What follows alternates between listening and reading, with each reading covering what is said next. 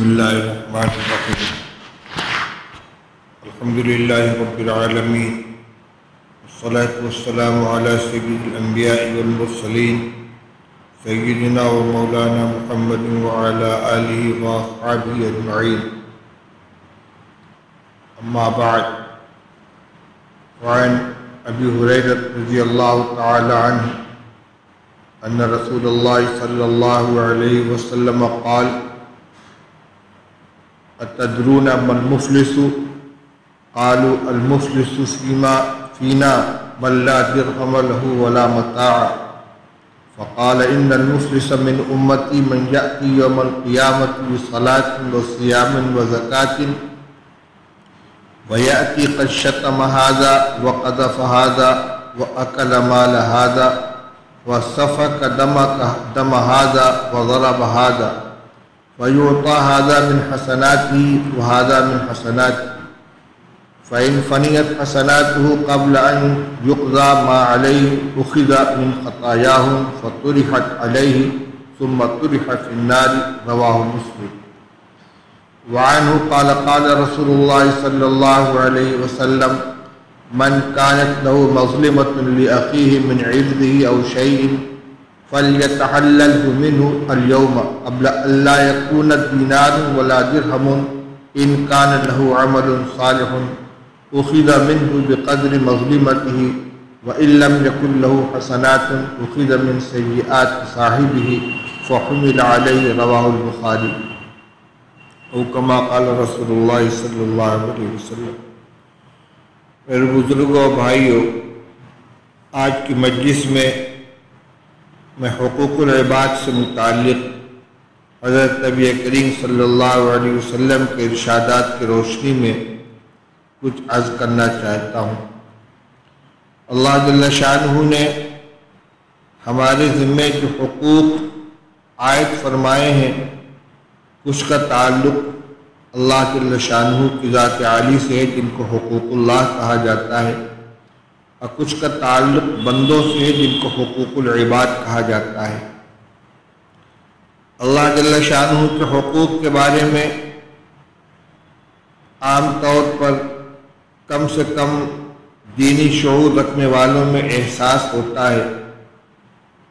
ایمان اور عقیدے کے سلسلے میں اللہ کے ساتھ ہمیں کیا عقیدہ رکھنا ہے، عبادات ہیں،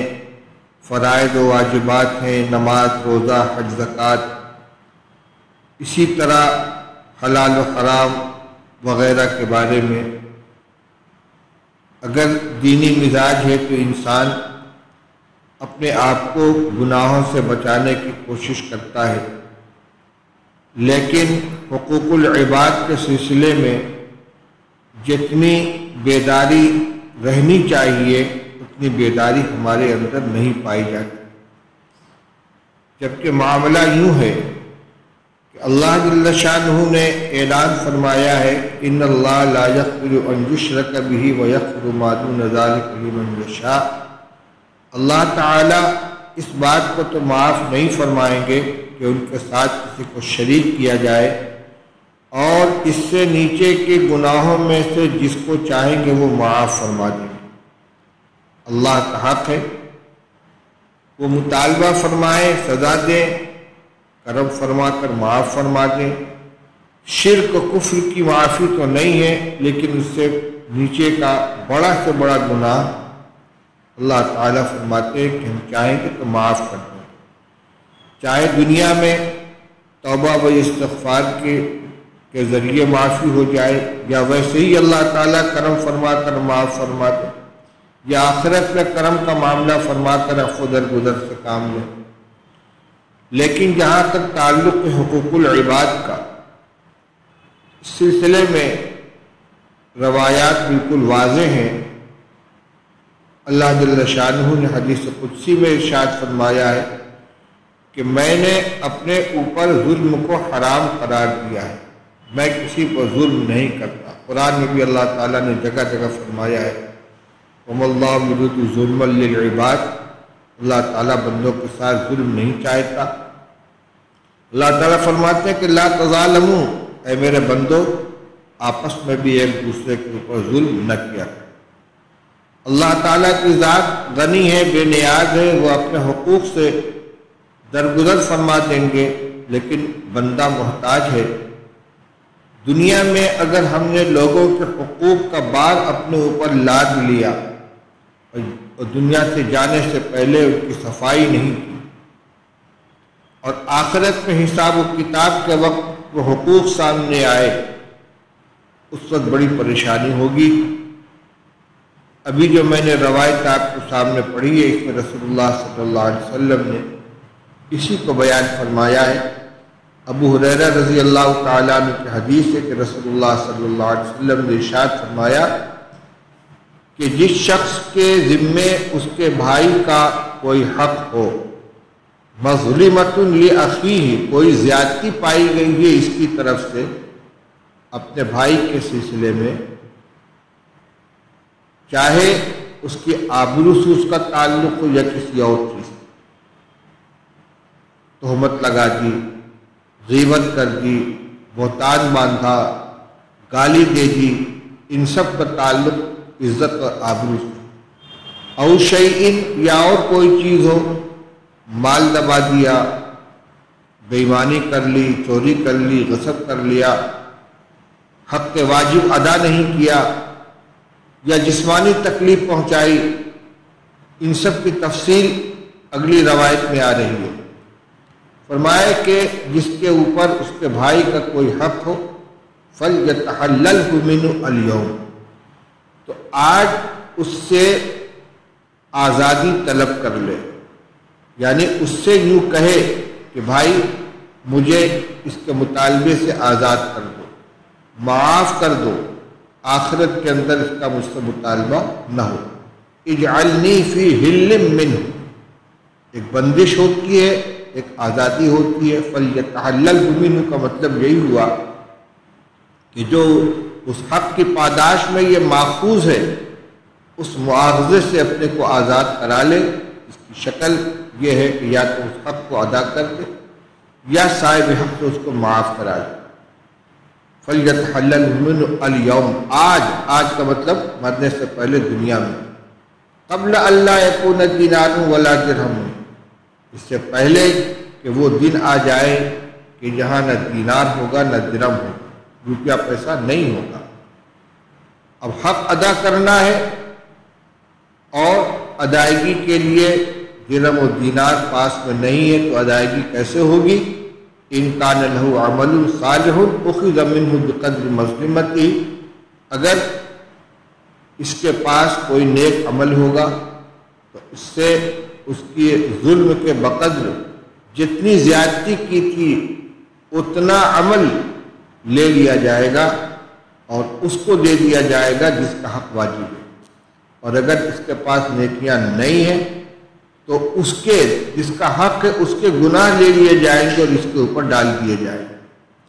اگلی روایت میں اس کی اور وضاحت ہے کہ رسول اللہ صلی اللہ علیہ وسلم نے پوچھا کہ مفلس کس کو کہتے ہیں؟ مفلس کا لفظ بولا جاتا ہے نادار کے معنی میں، غریب کے معنی میں۔ آپ نے فرمایا مفلس کس کو کہتے ہیں؟ جانتے ہو مفلس کون ہے؟ تدرون من مفلس، جانتے ہو کہ مفلس کون ہے؟ صحابہ نے کہا یا رسول اللہ،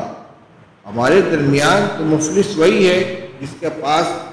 نہ درہم ہو نہ ساز و سامان ہو۔ آپ نے فرمایا میری امت کا مفلس وہ شخص ہے کہ جو قیامت کے دن آئے گا نماز، روزہ، زکوٰۃ لے کر، اور اس حال میں آئے گا کہ اس کو گالی دی ہے، اس کو تہمت لگائی ہے، اس کا مال ہڑپ کیا ہے، اس کا خون بہایا ہے، اس کو مارا ہے۔ مطلب یہ کہ ہر طرح کی زیادتی پائی جائے گی بندوں کے حق میں، یا تو زبان سے اذیت پہنچائی ہے، گالی بک کر، جھوٹی تہمت لگا کر، یا مال کا نقصان پہنچایا ہے، بے ایمانی کر لی ہے، مال ہڑپ کر لیا ہے، مزدوری نہیں دی ہے، تنخواہ نہیں ادا کی ہے، کرایہ نہیں دیا ہے، جو واجب تھا اس کو ادا نہیں کیا، اپنے ذمے جو واجب تھا اس کو ادا نہیں کیا، یا دوسرے کا مال لے لیا، میراث کا حق ادا نہیں کیا، مورث کا انتقال ہوا، جس کا حصہ بنتا تھا، چاہے جائیداد میں ہو، چاہے روپیے پیسے میں ہو، چاہے مال تجارت میں ہو، اس کو ادا نہیں کیا، یہ ہے دوسرے کے مال کا کھانا۔ وَسَفَكَ دَمَ هَذَا، خون بہایا، قتل کیا، وَضَرَبَ هَذَا، مارا، جسمانی تکلیف پہنچائی ہو، مالی تکلیف پہنچائی ہو، زبانی تکلیف پہنچائی ہو، آبرو کو نقصان پہنچایا ہو، کسی بھی طرح سے دوسرے کے ساتھ زیادتی کی، فَيُعْطَى هَذَا مِنْ حَسَنَاتِهِ، ایک شخص مظلوم آئے گا، اس کو اس کی کچھ نیکیاں دے دی جائیں گی، وَهَذَا مِنْ حَسَنَاتِهِ، دوسرا آئے گا، اس کو کچھ نیکیاں دے دی جائیں گی، یعنی ان حقوق کے بدلے میں وہاں نیکیاں ادا کی جائیں گی۔ بس اگر اس کی نیکیاں اس سے پہلے ختم ہو جائیں کہ اس کے ذمے جو اس کی خطائیں تھیں، جو حقوق تھے وہ پورے ادا ہو سکیں، تو ان کے یعنی جن کا حق ہے ان کے خطائیں لی جائیں گی اور اس کے اوپر لاد دی جائے گی، پھر اس کو جہنم کے اندر ڈال دیا جائے گا۔ یہ ہے معاملہ۔ اور آپ نے فرمایا کہ لَتُؤَدُّنَّ الْحُقُوقَ إِلَىٰ أَهْلِهَا يَوْمَ الْقِيَامَةِ، تم ضرور ادا کرو گے حقوق اہل حقوق کو قیامت کے دن، یا لَتُؤَدَّنَّ الْحُقُوقُ إِلَىٰ أَهْلِهَا يَوْمَ الْقِيَامَةِ، اہل حقوق کے حقوق ضرور ادا کرائے جائیں گے قیامت کے دن، یہاں تک کہ حتیٰ يُقَادَ الشَّاةُ الْجَلْحَاءُ مِنَ الشَّاةِ الْقَرْنَاءِ، بے سینگ کی بکری کو بدلہ دلایا جائے گا سینگ والی بکری سے۔ اگر سینگ والی بکری نے بے سینگ والی بکری کو مارا ہے، زیادتی کی ہے، تو وہاں اس بے سینگ والی بکری کو سینگ والی بکری سے بدلہ دلایا جائے گا، اگرچہ ان کے ساتھ جنت جہنم کا معاملہ نہیں ہوگا، لیکن اس طرح سے سزائیں دلا کر سب کو فنا کر دیا جائے گا، لیکن جو انسان ہیں، جنات ہیں، جو مکلف ہیں، ان کے ساتھ سزا کا معاملہ ہوگا۔ تو اس سے معلوم ہوا کہ یہ بہت بڑی ذمہ داری کی بات ہے کہ دنیا سے جانے سے پہلے آدمی اپنے معاملات کو صاف فرما لے۔ آگے ایک روایت حضرت عائشہ رضی اللہ تعالی عنہ کی ہے، فرماتی ہیں کہ قال رسول اللہ صلی اللہ علیہ وسلم الدواوین ثلاثۃ، اعمال نامے تین طرح کے ہوں گے، دیوان لا یغفر اللہ، الاشراک باللہ، یقول اللہ عز وجل ان اللہ لا یغفر ان یشرک بہ، ایک نامہ اعمال وہ ہوگا جس کا تعلق، ایک نامہ اعمال وہ ہوگا جس کو اللہ تعالیٰ بخشیں گے نہیں،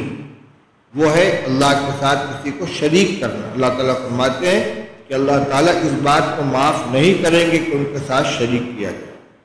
وَدِیوَانٌ لَا يَتْرُكُهُ اللَّهُ، اور ایک نامہ اعمال وہ ہوگا جس کو اللہ تعالیٰ چھوڑیں گے نہیں، یعنی اس کا مطالبہ ضرور ہوگا، اس کا حساب ضرور ہوگا۔ ظلم العباد فیما بینہم،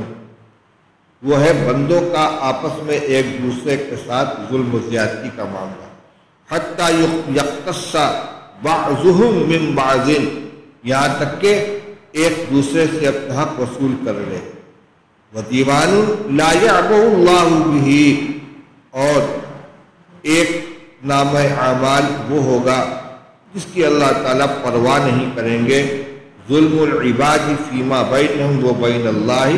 فذاک ان الی اللہ ان شاء عذبہ و ان شاء تجاوز عنہ، وہ ہے بندوں کا معاملہ اللہ تعالیٰ کے ساتھ، یعنی بندوں نے اللہ تعالیٰ کے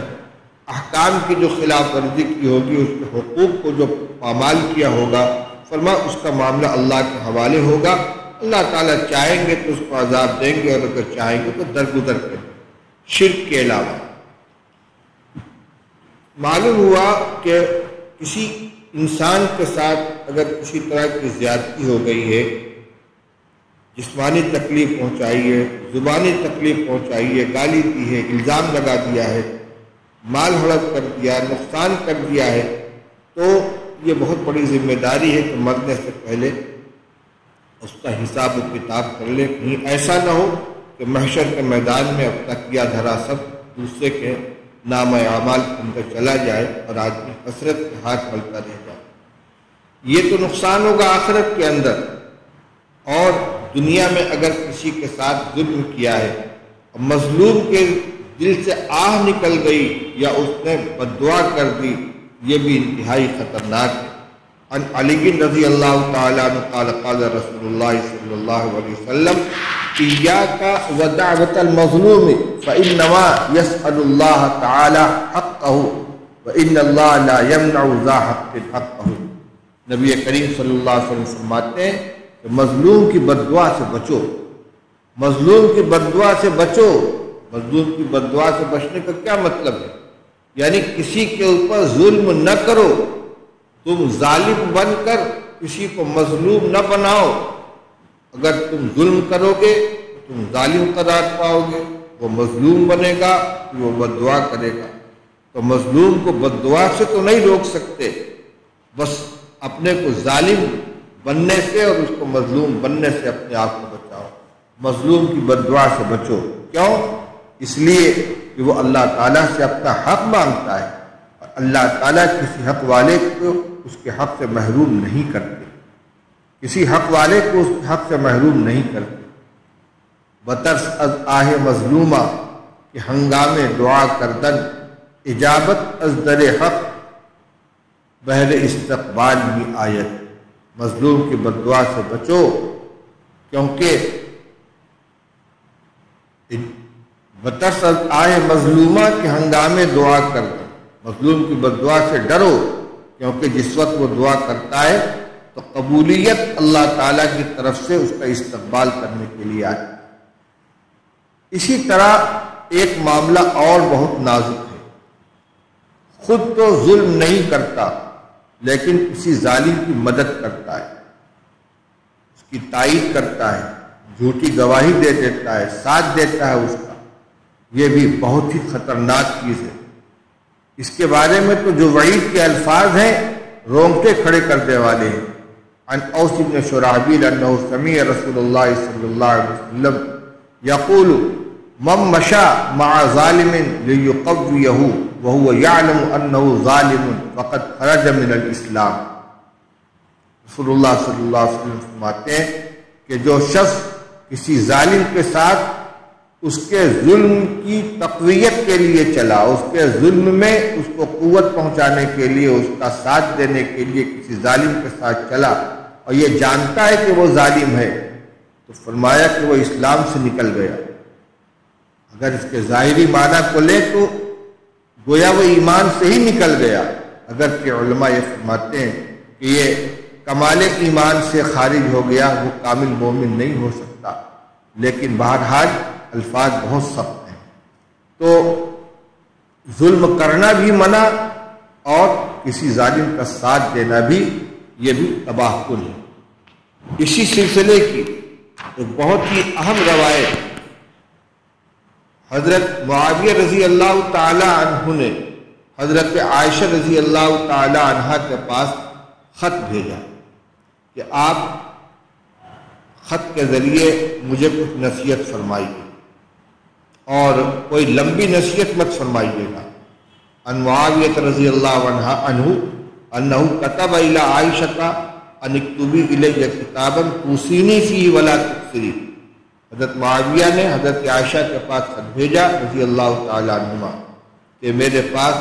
کوئی تحریر بھیجیے جس میں آپ مجھے کچھ نصیحت فرما دیجیے اور زیادہ نصیحت مت کیجیے گا تاکہ عمل کرنا آسان ہو۔ حضرت عائشہ رضی اللہ تعالی عنہ نے بڑی مختصر اور بہت جامع نصیحت فرمائی ہے، اس میں ایک حدیث نقل کر دی، سلام سے آغاز کیا اور سلام پر اختتام کیا۔ وَكَتَبَتْ سَلَامٌ عَلَيْكَ السلام علیکم اما بعد فإني سمعت رسول اللہ صلی اللہ علیہ وسلم یقول من التمس رضا اللہ بسخط الناس کفاہ اللہ مؤنۃ الناس ومن التمس رضا الناس بسخط اللہ وکلہ اللہ الی الناس والسلام علیکم رواه الترمذی۔ فرماتی ہیں کہ میں نے رسول اللہ صلی اللہ علیہ وسلم کو یہ فرماتے ہوئے سنا ہے کہ جو شخص اللہ کی رضا کا متلاشی ہوتا ہے لوگوں کی ناراضگی کے ساتھ۔ لوگ ناراض ہو جائیں، خفا ہو جائیں، لیکن اللہ ناراض نہ ہو، وہ راضی رہے۔ جو شخص اس کی کوشش کرتا ہے تو کفاہ اللہ مؤنۃ الناس، اللہ تعالی لوگوں کے شر سے اس کو بچاتے ہیں۔ لوگ اس کا کوئی کچھ نہیں بگاڑ سکتے، جن سے وہ ڈر رہا تھا یا جن کے ڈر سے لوگ اللہ کو ناراض کر لیتے ہیں۔ جب اس بندے نے اللہ کی رضا کی خاطر لوگوں کی ناراضگی کی پرواہ نہیں کی تو اللہ تعالیٰ خود اس کی حفاظت فرماتے ہیں لوگوں کے شر۔ وَمَنِ الْتَمَسَ رِضَى النَّاسِ بِسَخَطِ اللَّهِ وَكَلَهُ اللَّهُ إِلَى النَّاسِ، اور جو شخص تلاش کرتا ہے لوگوں کی خوشنودی کو اللہ کی ناراضگی کے بدلے، اللہ تعالیٰ اس کو لوگوں کے حوالے کرتے ہیں۔ والسلام علیکم۔ روایت کو دیکھا جائے تو اس میں بہت سی چیزیں آ جاتی ہیں۔ ایک تو یہی جس کا بیان چل رہا ہے کہ کسی کو جانتے ہوئے کہ یہ ظالم ہے، یہ غلط راستے پر ہے، اس لیے اس کا ساتھ دے رہا ہے کہ یہ ناراض نہ ہو جائے، تو ظالم کا ساتھ دے رہا ہے، ظالم کی تائید کر رہا ہے تاکہ وہ خوش رہے، ناراض نہ ہو، بھلے اللہ تعالیٰ ناراض ہو جائے تو ایسے شخص کو اللہ تعالیٰ بندوں کے حوالے کر دے کہ تو جانے تیرا کام جانے، اللہ کی حفاظت کے ساتھ اس کے ساتھ نہیں رہتی۔ اور جو یہ دیکھے کہ اللہ ناراض نہ ہو، چاہے لوگ ناراض ہو جائیں، ظالم ناراض ہو جائے، تو اس ظالم کے ظلم سے اللہ تعالیٰ اس کی حفاظت فرمائے۔ اسی طرح اس روایت کے الفاظ کو دیکھا جائے تو بہت سے غلط کام جو معاشرے کے اندر لوگ اس وجہ سے کرتے ہیں کہ خاندان والے، برادری والے، رشتہ دار ناراض ہو جائیں گے، رسم و رواج ہے، غلط قسم کی رسمیں جو شادی بیاہ اور تقریبات کے موقع پر یا کسی اور سلسلے میں رائج ہیں، اور جانتا ہے کہ یہ غلط ہے لیکن اس لیے نہیں چھوڑتا کہ لوگ ناراض ہو جائیں گے، رشتہ دار ناراض ہو جائیں گے، دوست احباب خفا ہو جائیں گے۔ ایک وہ شخص ہے، یہ وہ ہے کہ جو لوگوں کی ناراضگی کی بنا پر اللہ کو ناراض کر لیتا ہے لیکن لوگوں کو ناراض نہیں کرتا،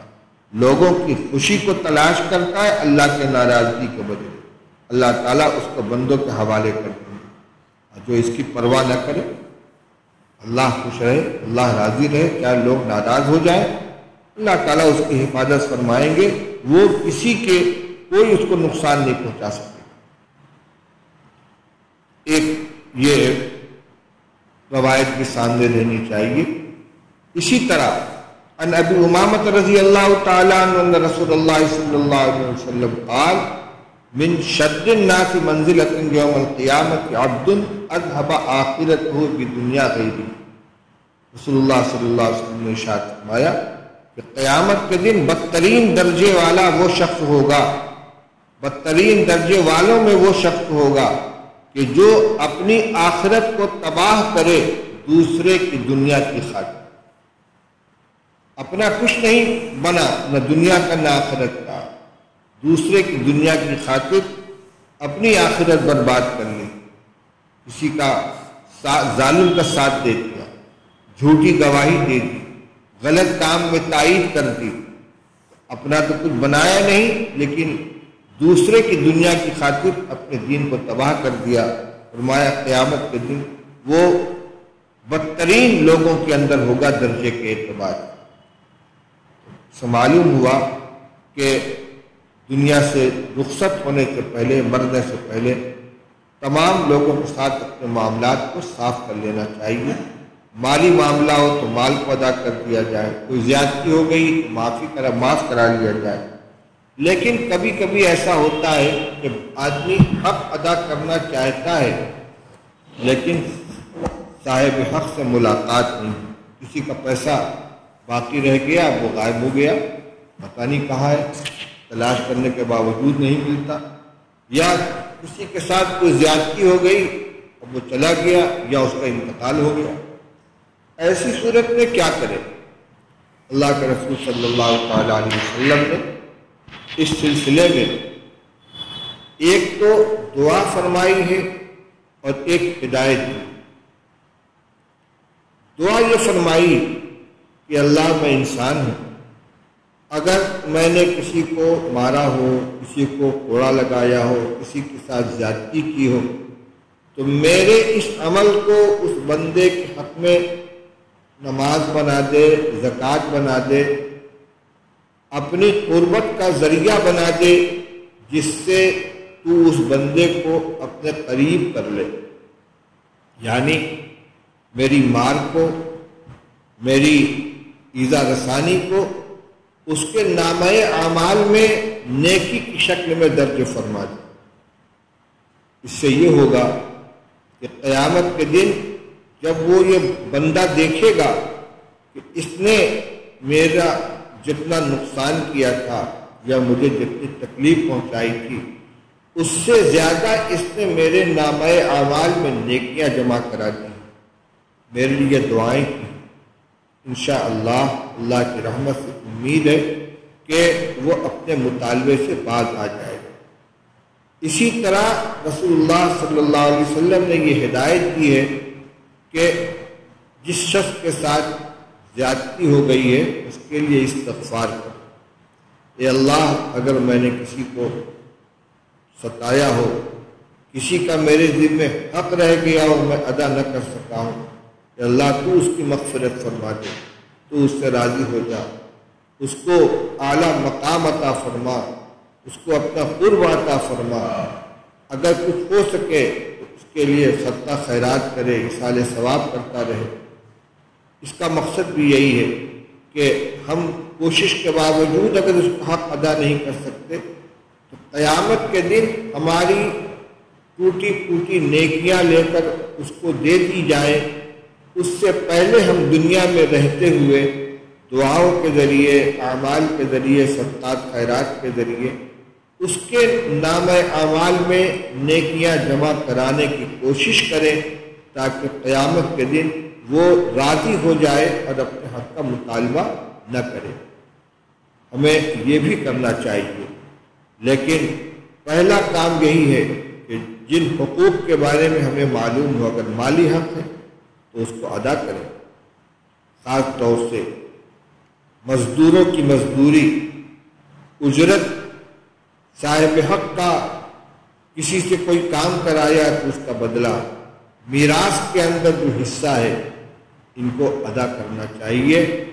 اپنے ذمے لے کر دنیا سے نہیں جانا چاہیے۔ اور اگر کسی کے ساتھ کوئی